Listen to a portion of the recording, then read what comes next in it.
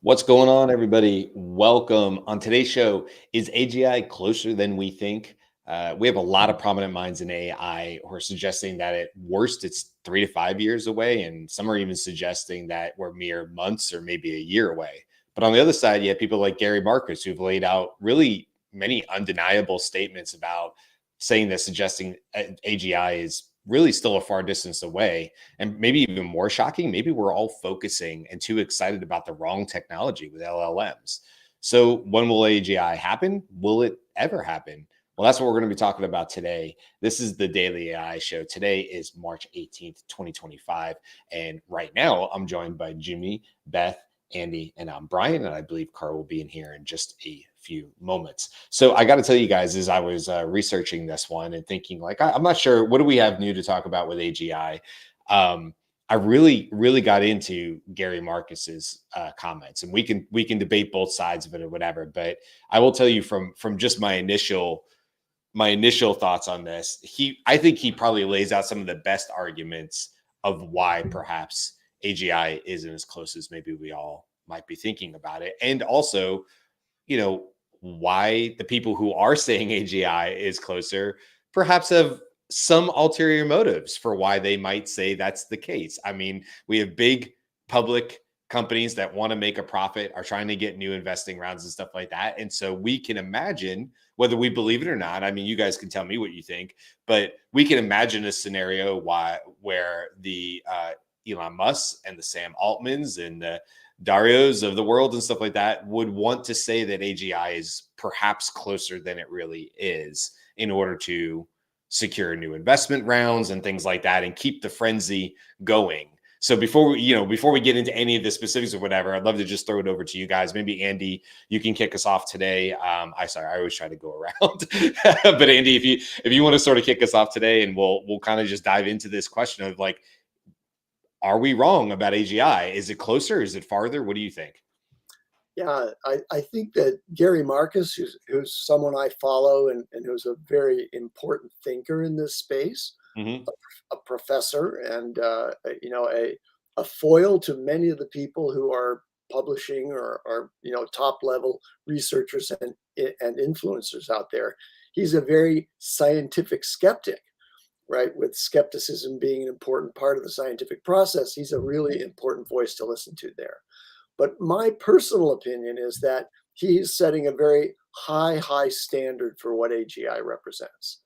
And so when you think of how AGI can be described, it's kind of like, oh, it's an intelligence system that can do anything that a human can do, not just anything that any human can do, but anything that the very best human can do. And then we'll be able to declare that it's artificial general intelligence.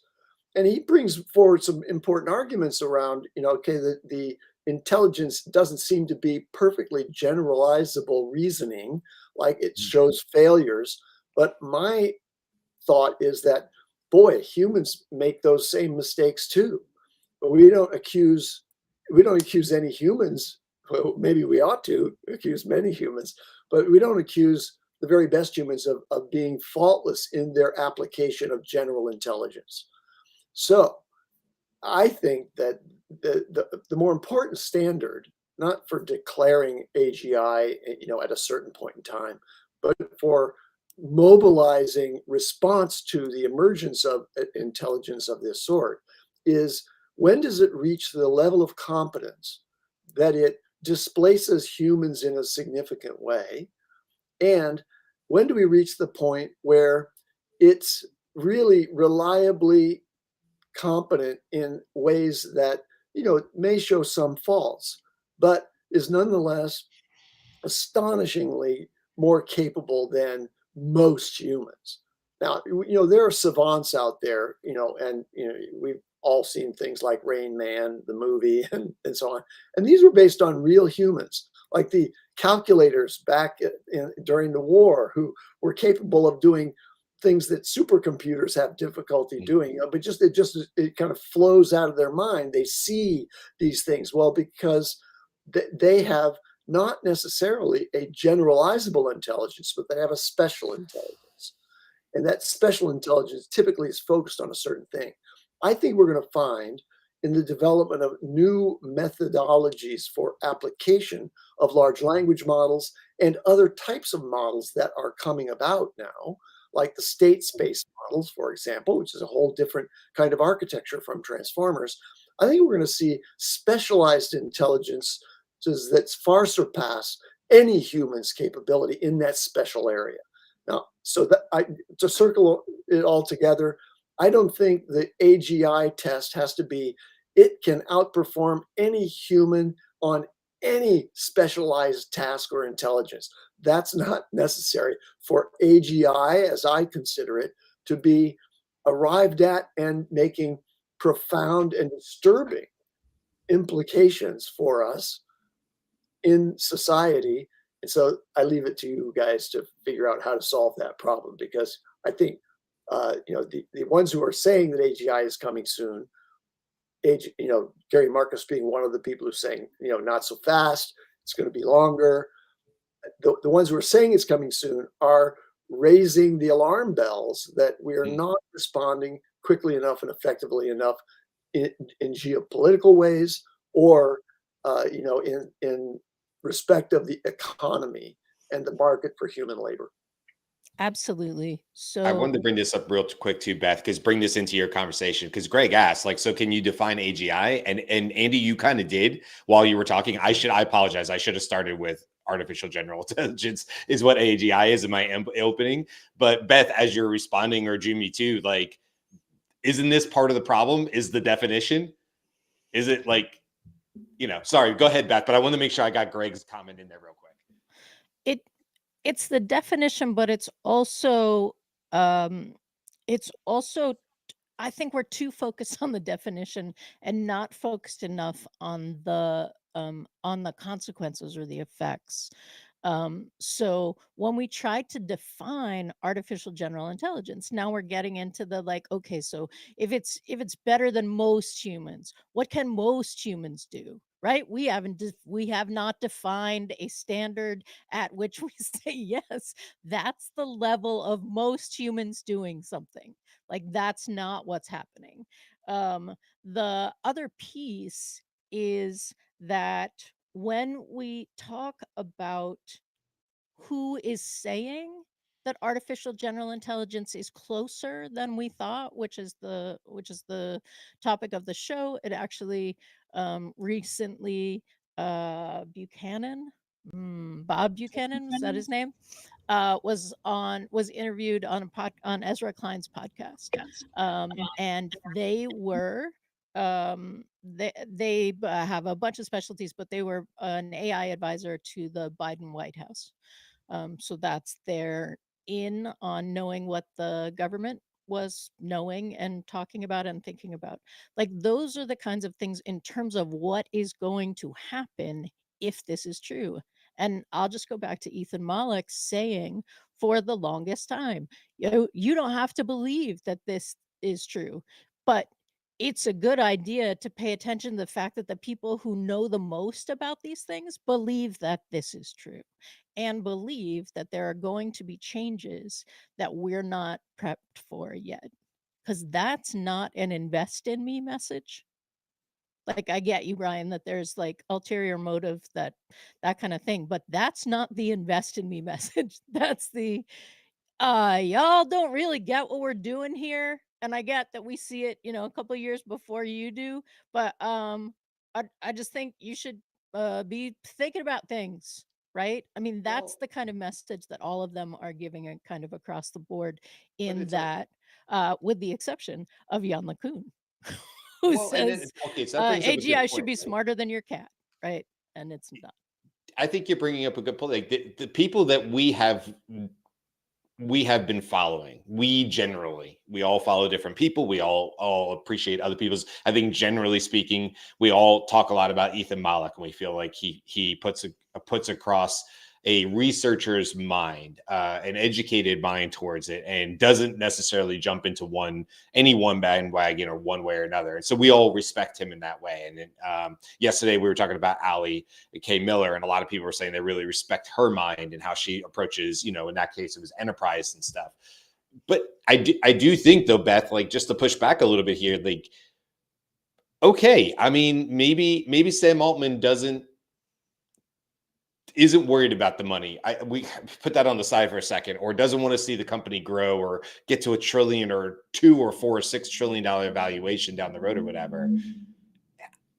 He does come across, because of the way they do a lot of the just, I'm just sharing with you on X and stuff. It can be very easy to take what he's saying and go like, yeah, I mean, well, who would know better than Sam Altman? Who would know better than Dario? Who would know better than some of these best minds at Google DeepMind who have been working on this forever and ever? But I do also have to always say, hold on a second, what are they currently doing? And why may they or may they not be suggesting that AGI, I'm not saying they're right or wrong. I'm saying what are the levers at play here for why they might be suggesting AGI is closer or farther away. And then if you wrap in the government side of it, at least from the United States side, of course, there's multiple governments and world leaders working on AGI from their own standpoint. We know China is, we know European countries are, we know this, but you do have to at least look at it and go like, well, what would be the levers they would want to be pulling? And why might they be saying, hey, based on what we can see, AGI is a little bit closer, especially when you have somebody like, God, his name just went out, Gary Marcus, saying like, hey, all you have to do is look at 4.5 and how much of a disappointment that might feel like to a lot of people, despite a lot of years in investment and, you know, billions of dollars in training and stuff, to essentially get something that's very expensive and, as Sam Altman says, has a certain vibe to it, you know, and you go, this is 4.5. That's like, unless 5 is some drastic thing and 4.5 was some knee-jerk reaction to what came out of China and other things, and they were like, we have to put something out. It's weird to think that OpenAI would feel that pressure. But when we just watch Google go through this and trip over their own feet for the last year and a half, and now they're in it. But we all laughed at Google a year ago and said they can't get out of their own big dumb way. They keep doing dumb things and putting stuff out there only for it to be bad, or for them, you know, to have African American looking Native Indians, and like they were just dumping things out there. And then you look at 4.5 and you go, geez, I don't know. Is OpenAI scared now and releasing things before they should? Or is it that they don't really have this AGI? And this is the best of what we have right now. So, wow. Also, the fact that something makes sense to us from the cheap seats watching, admittedly, we live in the cheap seats, we sleep in the cheap seats, we're watching really, really close. But that does not mean that if something makes sense to us, it's actually what's happening, right? Like, it could be that he's interested in the money and he's interested in the potential that AGI massively changes everything.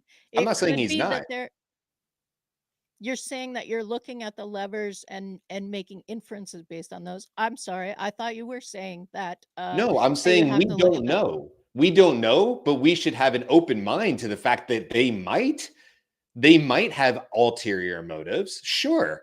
Absolutely. They might have ulterior motives to it. It may not just be because AGI is actually as close as it is. And then it circles back to what Andy initially said, and you were saying too about the definitions. Or Gary's asking, or Greg's asking in the comments, which is, tell me one unified definition of AGI, because I think Andy, you made a good point about that. Like, I don't know, guys. I just here's my point to it. I don't think whatever AGI is and whatever it is, I think we'll see it in pockets. I think Andy, you were saying, I don't want to speak for you. I feel like you're like, we'll see it in pockets, and we'll say, wow, that's super intelligence, or that's general intelligence in this area. I know, Beth, you're probably laughing at the comments, but it does look like you're laughing at me. Just FYI. No. Sorry, Jude I said, know you're looking at the comments, but when you look at the screen, it looks like you're laughing at me saying something serious. I'm just throwing that out there. I feel like it'll happen in pockets. I feel like we will have it in areas where we go, wow, in that coding or in that area, if we were to generally look at the intelligence of humans, it has far surpassed it. But I also think there's some caveats to that. And everybody, I want to hear everybody else's opinion on this. Carl has joined us as well. But I do think when Gary says, like, when we're still dealing with hallucinations and we're still dealing with its inability to do some mathematics, that becomes a problem. And I don't know how to justify that with what you're saying, Andy. But hold on, there's lots of general intelligent humans who can't do math well. I'm not so sure that's what we want to base this off of and go, I don't know, it does math better than me. If I don't have a graphic calculator or a scientific calculator, I can't do that math either. Does that mean it's AGI? I don't always hallucinate. I don't always tell falsities. Sometimes my mind isn't perfect. Does that make it AGI? And I think, well, no, shouldn't we hold AGI to a higher standard of near perfect math and no Well, hallucinations? you may not hallucinate, but my wife will tell you that I hallucinate often. No, no, And it's no. I said I because hallucinate. every I, time that I say every time that I say something that I'm speaking to where I'm trying to be authoritative and in effect, without pretense, express something that I believe to be right in some general sense, but is really not founded in any deep research. Well, that's a hallucination. That's a human hallucination. I'm making something up, in effect, in the discourse in order to add my point of view, but I've generated it on the fly without all the citations in effect, right? I don't have the goods behind the scenes. I'm making it up. Okay? That's hallucination. So I don't have trouble, model hallucinations don't trouble me because we have to have the idea that this one model that I'm talking to at this one moment is like one human that I'm talking at this moment. But that one human has expansive knowledge and quite clever and capable reasoning abilities. So I think that I'm working with something that's quite akin to my intelligence when I'm working with an LLM. And I know that LLMs are not necessarily the tool that will get us to AGI. There may be other architectures or combinations of architectures collectively operating together that surpass the simple tests of what AGI should be. So I think you have to kind of go back to the point that what's most concerning about AGI and the rapidly advancing capabilities of artificial intelligence is where and when does this start to impinge upon the normal operation of our human society? And I think we're already there. We're seeing the early parts of that. And I wanted to finish with, we all know that all of these companies, they have both a research initiative that is driving their company's internal operations, and they have product initiatives that are trying to monetize in order to justify with the return on investment all of the huge investments that are being made on the research side. And we know that they're not revealing everything that they've got at any one point in time. What's behind the curtains is better than what we're being shown. And this is especially true when you talk about the sort of military and governmental developments that are happening around the world using artificial intelligence. Maybe it's not generalizable, but it's being focused on combat, let's say, and the unique requirements of the war space. Well, we don't have any idea because these are not being revealed. These are top secret programs. We don't really know whether some kind of general intelligence has already been applied in that narrow domain. And this is, I think, where you and I agree, Brian, is yeah, we're going to see these things pop up in certain special applications. And I think that I'm pretty convinced that an artificial intelligence can outperform any human strategist and any human tactician on the battlefield in real time. It's happening, now the question has to jump to ethics.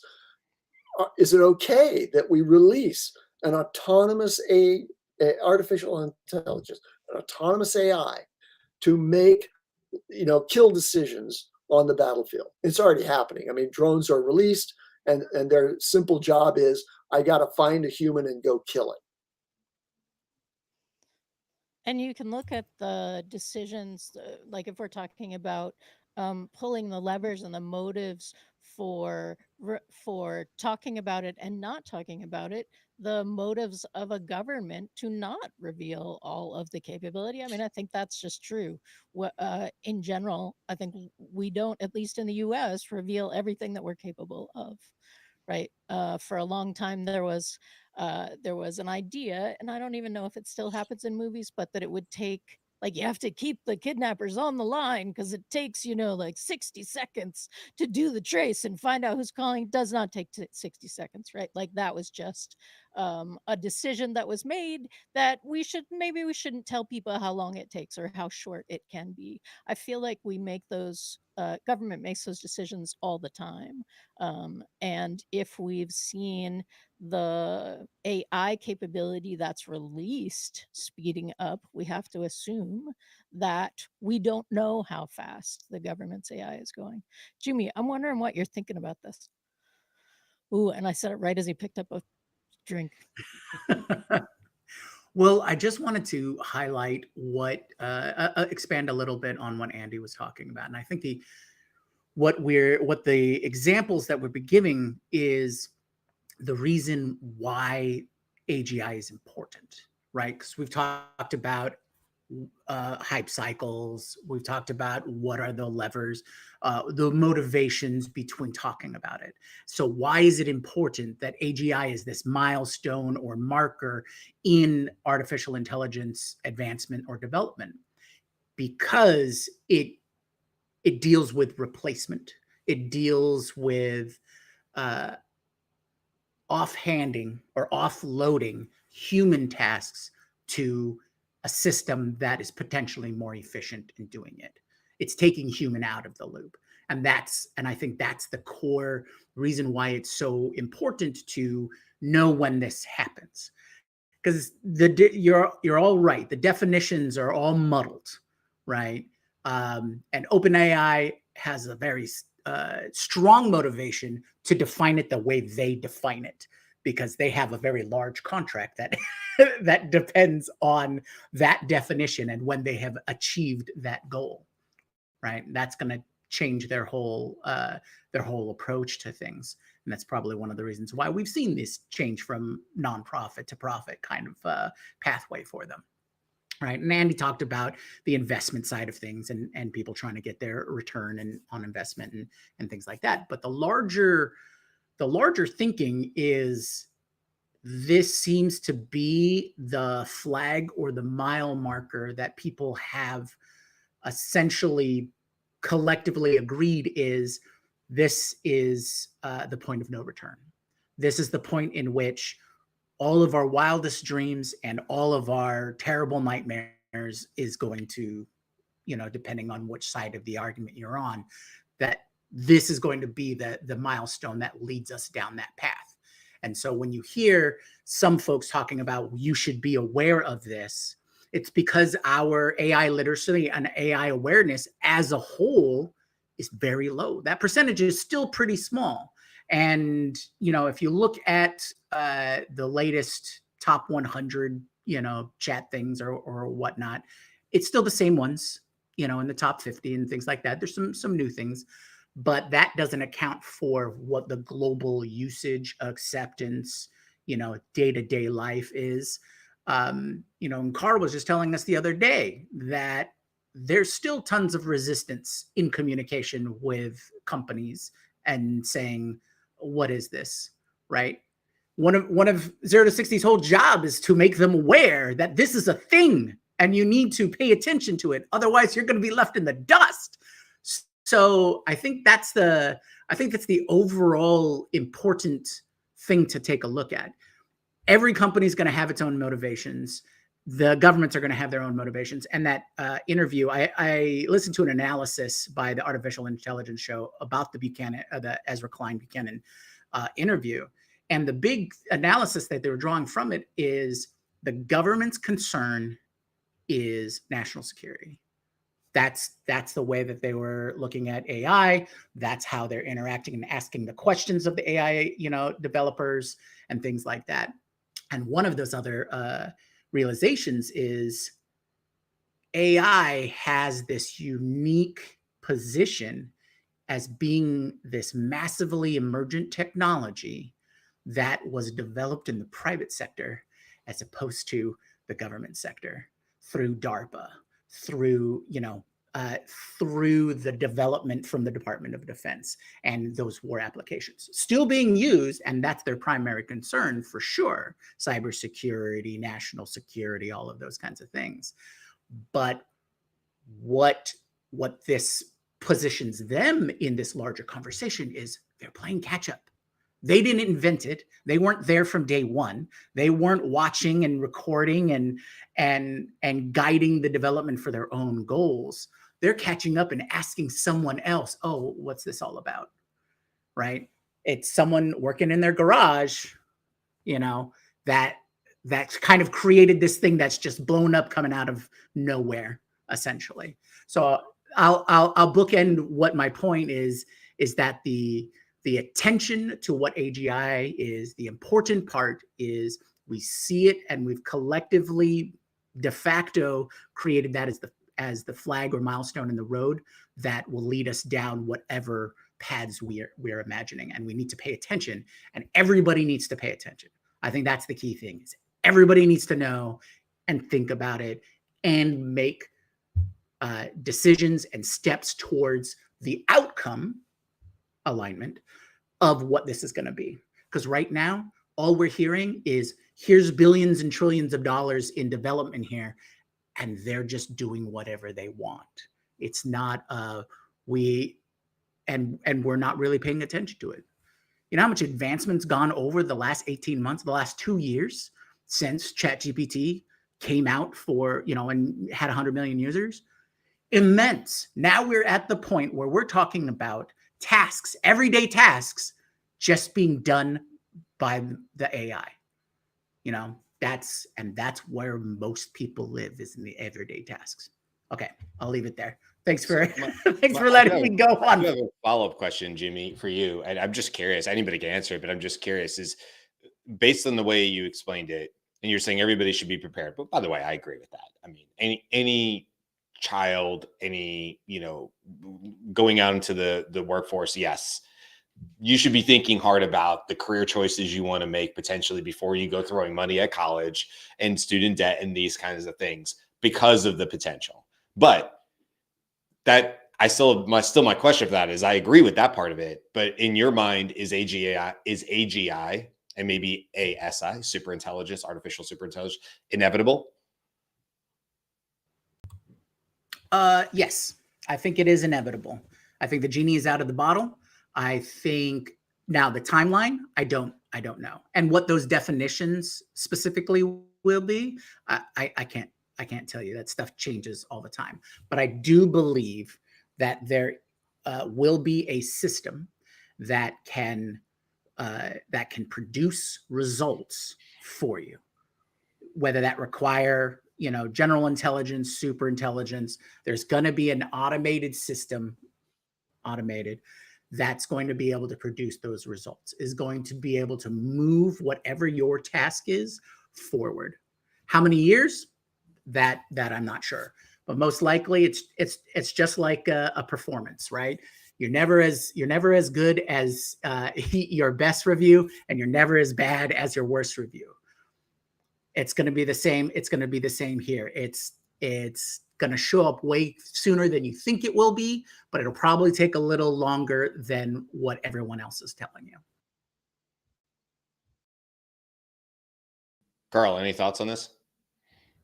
Yeah, just a couple points. One is, I think, like, if we were to look back at 2015, I think most of us would probably think that what we have today is some sort of artificial general intelligence because of the capabilities they have. I think the thing that whenever I present to businesses, what I always say is, even if the AI labs determine that AGI is here in 1, 2, 3 years, from a business perspective, it's going to still take a little bit of time to adopt. So I always say 3, 5, 7, 9 years for businesses to fully adopt it, because even if we had whatever everyone concedes as AGI today, it would just take forever just having met over hundreds of businesses the last 2 years, it's not, the adoption is so, it's going to be super slow. And so that's one. I think the bigger thing is, when I was listening to Dario Amade and Kevin Weil on the Overpower podcast, which is a really good listen to, when he was talking about the whole point, like not AGI, he was talking about coding and how by the end of the year, 99% of coding will be automated, very similar to Dario, where he was saying 100% of coding will be automated or done by AI. I think it's because his reason was, the reason why that's democratizing is because anyone can then build. Once anyone can code, anyone can build anything they want. And that was the big thing, right? That's what his focus was. But then what got me a little worried was, I was at a panel for the University of Calgary's engineering students on Saturday, and we were taking questions, and just the level of, hey, why am I here questions. Should I be studying this? Should I be going to school? Are AI gonna take my job? Like, will there be any jobs? Because this is like first, second year students, a couple of master's students, but like, in 3 years, be will I be employable? What skills do I need? And just thinking about what Kevin said, and then what the students were thinking, it's like, it's a whole new kind of paradigm when they're into the workforce. And that's only about 2 to 3 years. And we always talk about, if you start automating the more junior roles, because it's the easiest to automate, how would a junior person entering the workforce become a senior person? Because there's no need for them to do the junior job, learn, fail, gain experience, if you have that, right? So it's like, well, but so Carl, like when you say this, an analogy would be my daughter, your daughter, they still have to learn long division, even though calculators exist. Right. And why? Because they have to understand, well, I'll say at least for my daughter, because it's core math, which I actually like. A lot of people don't. But the idea is you'll see it, as parents will talk about, and they'll see this core math. And the general example is like, it's whatever. It's a two-digit number plus a two-digit number. And of course, anybody our age go, yeah, okay, that's just do it.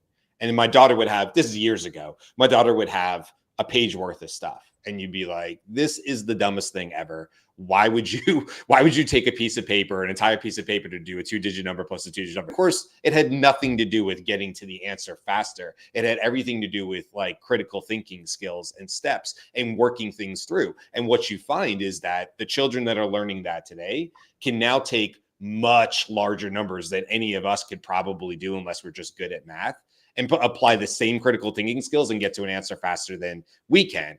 So, right, then the reason I bring that up, Carlos, because like, isn't that what we're going to have in the future? Like, let's just say AGI is inevitable. To Jimmy's saying it's inevitable. And any of the kids that you were talking to, the students, the young adults, were saying like, why am I here? And then they're like, also, what is my first job going to be if it's replaced? Won't companies naturally have to do long division in order to teach people, not long division literally, I mean figuratively, in terms of, won't they have to teach them the steps and the pieces and to be part of their job description, even though the job can be done for them? Otherwise, how would you develop senior leadership? Well, here's the problem with that. As I mentioned, a majority of the people we talk to, their questions are, hey, could I reduce my headcount? There's a CEO who's like, yeah, I want to reduce people. Like, straight up, I want to reduce these people. And I was like, yes, you want to teach them, but if you have CEOs and presidents, you're like, I want to reduce people straight up. What does that mean? Right. So that's what I'm hearing from business. Then when I see the students, and then you piece it together, and you're like, I'm a little worried because, for me, I'm not, kind of, but like, it's different. But when you have students who are like, what am I going to do? Like, one thing you could do is obviously the whole, become an entrepreneur startup field, because you have an easier, Mm. like AI allows you an easier path to do. But what if you don't want to do that? What if you Yeah. want to, contribute to something else, right? So it was that, and then plus the Ezra Klein podcast, thinking about that, and then Dario Amade and Kevin Weil.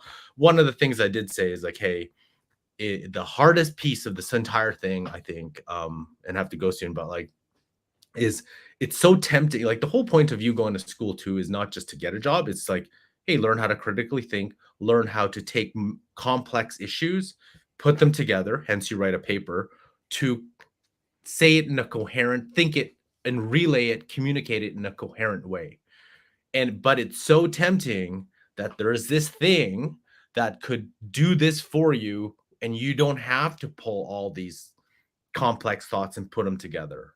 It's so easy for me, like, hey, I want you to this paper, this paper, this paper, this paper. I want you to put a essay, and here's my thesis. Go write it out.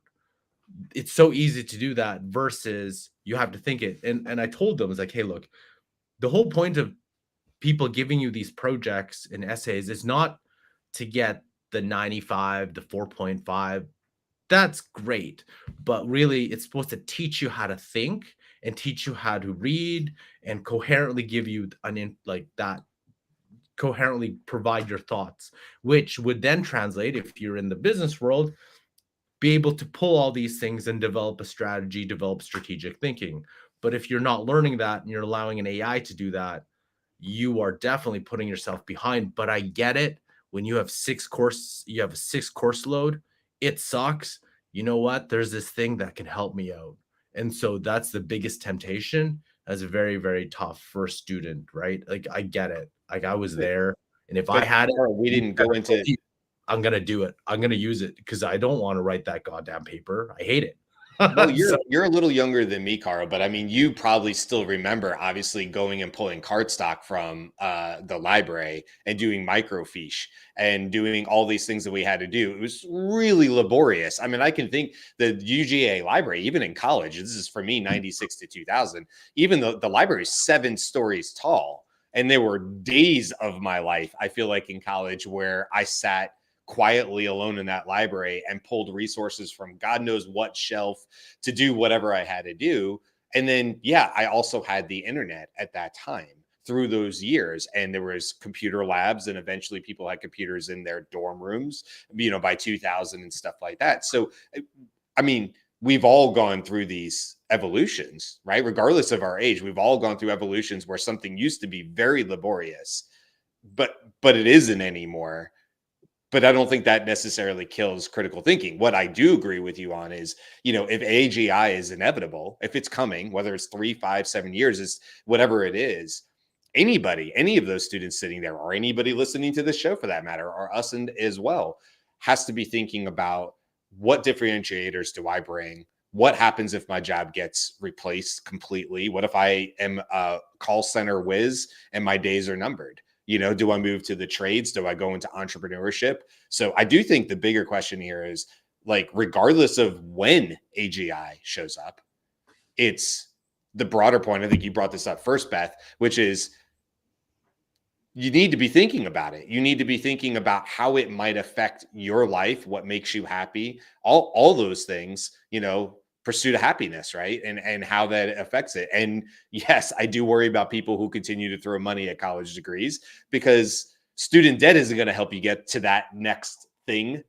faster. You could be stuck where you are because of the student debt you have, and that could be a lifelong sentence. We've seen it. So not to get into a whole, that's not an AGI conversation, but it's tangentially related, I think, in terms of how people are thinking about AGI. So I don't know, Carl had to jump, but I think all good points of what he said. It's interesting to hear the students too say, why am I here? Which I Right. love that he talked about that. That's telling. So essentially what we're saying when we're talking about whether AGI is a thing next year, a thing 3 years, a thing 5 years, is we're talking about the time in which your investment can have a return right? So your Mhm. ROI, and your ROI for college was like 20 years. Over the course of 20 years, like you'll come out better if you did the thing. Now, with the college getting more expensive and things being less predictable, I would say, or the past being less of a predictor of what's going to happen in the future. So we're in the age of discontinuity in so many ways. Mm. But let's just let's just talk about the ways we do on the show. Um, that I think is part of that conversation. And while we hear Carl say, the business owners are always like, how can I reduce headcount? And that feels like, oh no, like we don't want you to be reducing jobs. They're in that same analysis, right? So when can I reduce headcount? How am I reducing headcount? Is that something that will create an advantage for my business in an uncertain, discontinuous, whatever, uh, past not predicting the future? I want to have as few hard costs, have to pay them right now as possible, so that I am more flexible when the time in which I can earn a return on investment is unknown or iffy, right? Yeah, it's a good point.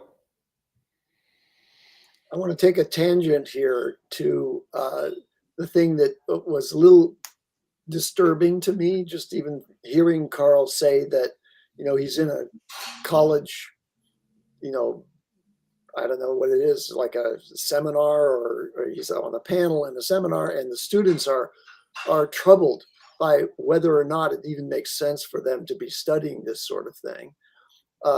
And I think that there has to be a transformation of global education of next generations to focus on things that weren't necessarily that aren't necessarily attached to a specific economic work position that you're pursuing the necessary skills and training for.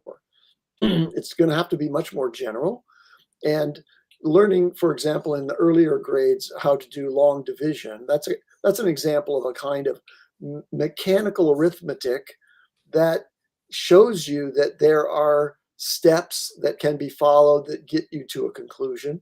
That's a very simple kind of learning about uh, planning, having a method, planning, and this is what we're teaching AI to do now. Is Mhm. on the various deep research models, what it does is it plans its approach, and then it executes that approach, and it has to know what what are legitimate courses of action, different steps that it can take once it's determined what the objective of the query is. So long division can give you an idea about, okay, I'm going to plan my solution, and I'm going to then execute that solution and see if I get to a provable answer. Now Mm. that's kind of deductive, right? And there's multiple types of reasoning that you can learn. There's deductive reasoning. There's inductive reasoning, which is like taking a general proposition and then applying it to specific things, like making the leap to say, oh, this generalizable principle, it can be applied to this specific problem, and arrive at a solution. And then there's also reductive, like you've probably heard the term reductio ad absurdum, which is a process of logic that says, okay, if I can prove that the opposite of my premise, results in an absurdity, it basically proves the premise, right? So Mm. that's reductio ad absurdum.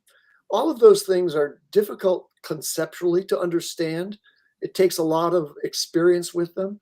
And what I arrive at is, in my vision of what future education would be, it would kind of revert back to the approach that was taken by the Greeks, maybe, which is really trying to possess the next generations with a better understanding of logic than I think I was given.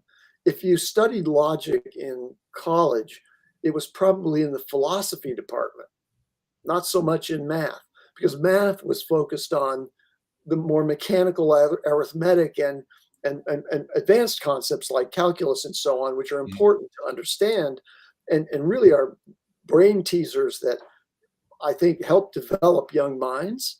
I've never been particularly good at arithmetic, but I'm damn good at higher conceptual math. That works for me. It excites me, but doing long division, doesn't. So I think that we need to start teaching logic much earlier, because I find that human general intelligence is really, it has big gap in logic, right? There's a lot of inability to do what we call critical thinking, but that critical thinking is saying, is this really a logical conclusion from the facts and or the basis of the argument that's being presented? And what are the logical fallacies that our minds are by nature prey to? That kind of lesson, I think, is the kind of thing that students today should be learning, not programming necessarily, but they should understand how a machine intelligence translates what you say to it into a logical conclusion and a logical presentation of code.